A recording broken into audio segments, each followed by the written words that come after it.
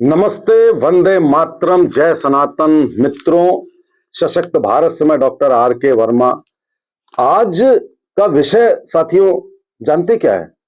आज का विषय है सोशल मीडिया पर डिविसिव इंडिया कैंपेन चल रही है।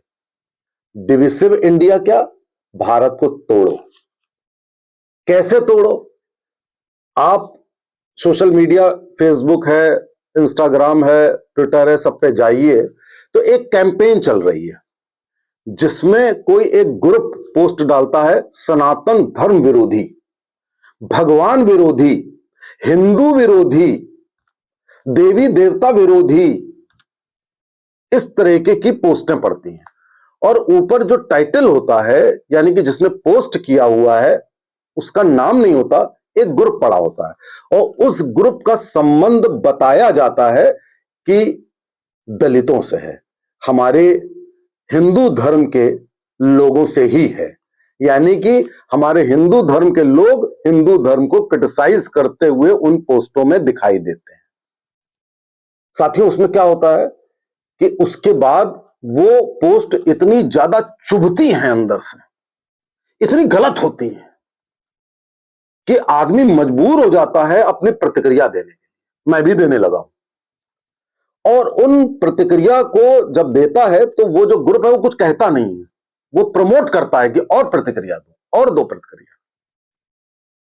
और उसमें क्या होता है कि जो लोग प्रतिक्रिया देते हैं वो ये समझते हैं कि इस बात को पोस्ट करने वाला या कहने वाला हिंदू दलित है।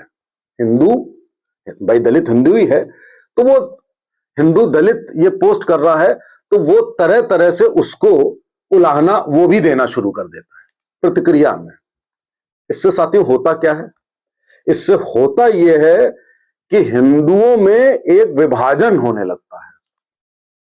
वो विभाजन है सवर्ण वर्सेस दलित।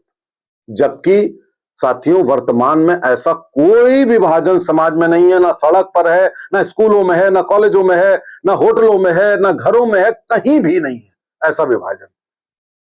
और मैं कहता हूं कि ऐसा कभी था नहीं। लोग नहीं मानते हैं, वो तो उसका अलग विषय है। मैं कई बार वीडियो आपको दे चुका हूं उस पर कि ऐसा कुछ भी नहीं रहा, ये एक फॉल्स नैरेटिव बनाया गया है। लेकिन ये जो हरकत की जा रही है, मैं आपको ये बताना चाहता हूं कि इनमें से ज्यादातर पोस्टें, 90% पोस्टें उन दलित समूहों द्वारा पोस्ट नहीं की जाती। ये पोस्टें एक समुदाय द्वारा पोस्ट की जाती हैं या एक ऐसे ग्रुप के द्वारा पोस्ट की जाती हैं जिनको विरोधियों और विपक्षियों ने स्पॉन्सर किया होता है, पैसे दिए होते हैं। तो ये पोस्टें इलेक्शन चुनाव के पहले ज्यादा आती हैं। अब जैसे आजकल दिल्ली चुनाव होना है तो आप देखिए, आपको फेसबुक पे भरमार मिल जाएगी। क्यों? ताकि एक डिवाइड हो जाए हिंदुओं में, दलितों वर्सेस सवर्ण का एक डिवाइड हो जाए और दलित मिल जाए किसी दूसरी पार्टी को। ऐसा इन्होंने क्यों सोचा होगा? ऐसा इन्होंने साथियों ऐसे सोचा कि 2024 में इन्होंने बरगला लिया था हमारे दलित भाइयों को, कुछ अफवाह से फैला करके बरगला लिया था। तो उससे इनके हौसले बढ़ गए कि अगर हम बरगला लें तो हम हिंदुओं में डिवीजन इनको तोड़ लेंगे तो हमें सत्ता मिल जाएगी। साथियों, इनका काम केवल सत्ता लेना ही है, यह गलत है। आपको बता दें, ये केवल सत्ता ही नहीं हथियाना चाहते हैं, ये भारत को तोड़ना चाहते हैं, देश तोड़ना चाहते हैं, एक तीर से दो शिकार करना चाहते हैं। क्योंकि भारत जैसी संस्कृति, भारत जैसे सभ्यता और देश को आप कभी तोड़ ही नहीं सकते जब तक कि आप सनातन धर्म को कमजोर ना करें, जब तक कि आप हिंदुओं को डिवाइड ना करें। दो शर्तें हैं, धर्म को कमजोर करना और हिंदुओं को डिवाइड करना। आप देखिए, कोई भी, अब कांग्रेस ने, सारे विपक्ष ने, अखिलेश यादव ने, सबने कहा साहब जातिगत जनगणना होनी चाहिए। क्यों कहा? जातिगत जनगणना से एक फायदा तो यह होगा कि जातियों के बीच में संघर्ष होगा, जातियां एक दूसरे से लड़ने लगेंगी और लड़ने लगे कि सबके अपने अपने हीरो, अपने अपने पॉलिटिकल बॉसेस बनने लगेंगे, पूरा समाज तितर बितर हो जाएगा और उसमें फिर हम जातिगत राजनीति करके और एक समुदाय के तो वोट हमको पूरे मिलने हैं, तो समुदाय के वोट ले लिए, दो चार जातियों के ले लिए, हमें सत्ता मिल गई, हम देश भी तोड़ देंगे, सत्ता भी ले लेंगे, मजे करेंगे। तो आप जरा सोचिए कि षड्यंत्र क्या है। षड्यंत्र यह नहीं है कि हिंदुओं के वोट चाहिए ना, हिंदू डिवाइड हो जाए, दो जात उसको वोट दें, दो जात उसको दें, दो उसको दें, एक उसको दें, पांच उसको दें, बस डिवाइड हो जाए। और समुदाय तो एक मुश्त झुंड में जाकर वोट देता है देश विरोधी सोच को, तो हमें उनके वोट तो मिलेंगे ही मिलेंगे, या उनमें ज्यादा से ज्यादा वोट मिलेंगे और साथ में उसकी कमी भरपाई दो तीन जातों से कर लेंगे। ये पूरा मुद्दा है। अगर आप देखिए, पिछले जब से देश आजाद हुआ है, पहले तो हम लोग मजबूत थे नहीं। हम लोगों का मतलब है कि हमारी जो राष्ट्रवादी और बीजेपी और संघ, ये सब हम लोग पहले मजबूत थे नहीं, तो हम लोग उतना सर उठा नहीं पाए थे। जैसे जैसे हम मजबूत हुए, तब इन लोगों को समझ में आया कि भाई हम डिवाइड करके ही रूल कर सकते हैं। तो साथियों, इन्होंने ये सोचा कि जातगत जनगणना जब होगी तब देखा जाएगा।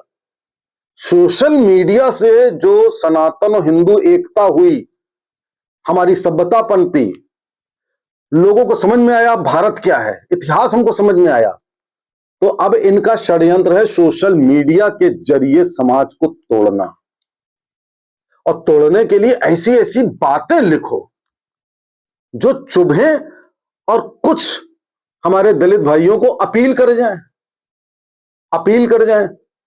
कि भाई साहब भेदभाव बहुत हुआ, ये वो, कुछ भी नहीं हुआ, लेकिन कुछ ऐसा कर दो। साथियों, मेरा सुझाव अब आप सुन लीजिए। मेरा सुझाव ये है कि ऐसे जो पोस्टें आप फेसबुक पे देखें, तो नंबर एक तो प्रतिक्रिया देने से बचें।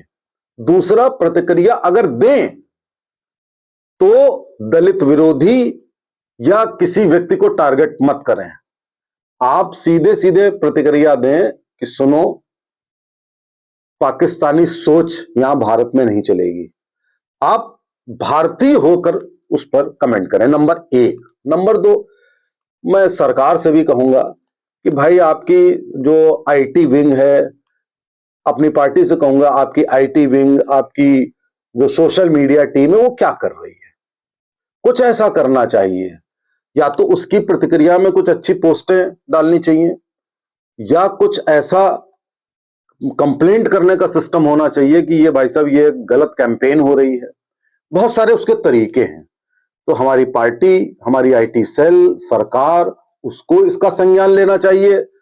हम सब लोगों को ऐसी पोस्टों को रिपोर्ट करना चाहिए कि ये हेट स्पीच है, और उस पर कृपया करके दलित विरोधी टिप्पणी कतई ना करें। वो हमारे भाई हैं और हम उनको साथ ही नहीं, उनको आगे लेकर चलेंगे इस देश का और इस सनातन सभ्यता का विकास करने के लिए और पूरी दुनिया पर छा जाने के लिए। जय हिंद, जय भारत, जय सनातन।